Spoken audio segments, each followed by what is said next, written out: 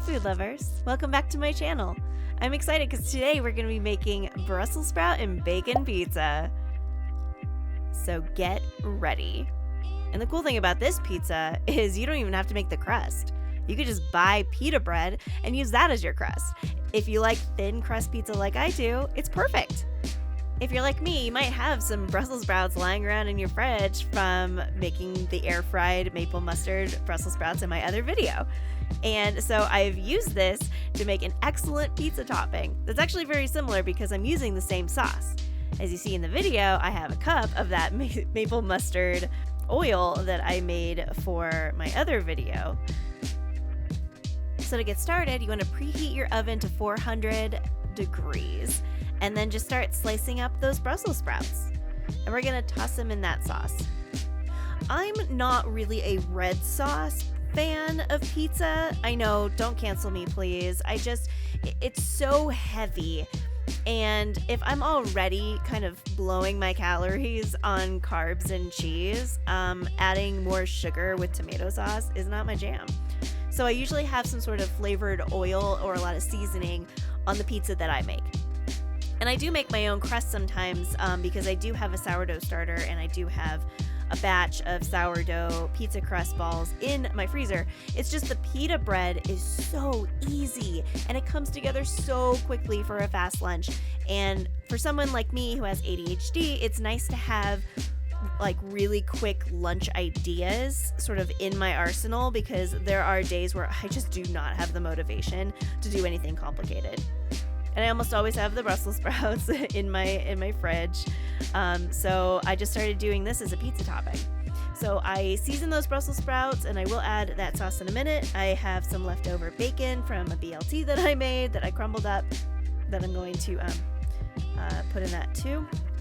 Cut open the pita slices. What I do is I go to Costco and I get a giant thing of pita bread and then I vacuum seal them 2 or 3 at a time. So I always have pita bread in my freezer. Also, get an outdoor freezer if you don't have one, like a little chest freezer if you're renting like I do. It's sort of a game changer. And then I add oil and a little bit of garlic powder to that pita. Like I said, I keep it really light. I like a really light pizza. All right. Add a little bit more pepper.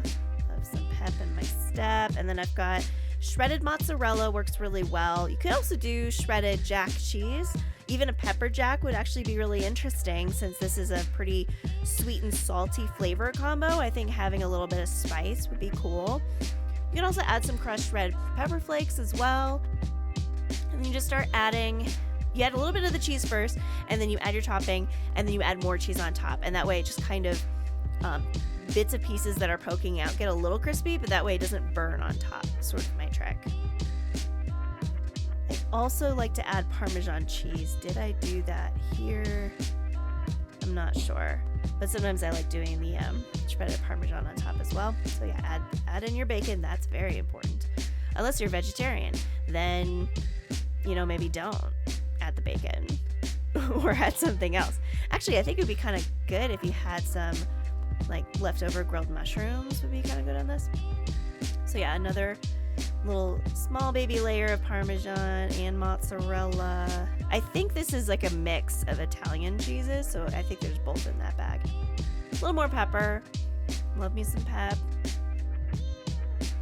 Oh yeah, and I have finishing black garlic salt I like adding as well, unless that's my truffle salt. I also like putting truffle salt on this pizza. You just bake it for 5 to 7 minutes. Look at that. It's like super easy. It's the easiest lunch. When I discovered the pita trick for the crust, it literally was like Christmas. So I actually do quite a lot of different pita pizzas. It's really good if you like Lebanese pizza too. I'll do that with some tomato and Kalamata olives and some feta cheese. And I like to dot some of that leftover sauce on top. Look at that. Super easy, super delicious. Like I said, that salt and sweet combo. Oh, so good. I hope you start making pita pizzas too, like I do. Like I said, it's a game changer. So if you liked this video, please like and subscribe, say hi to me in the comments, and I will see you next time.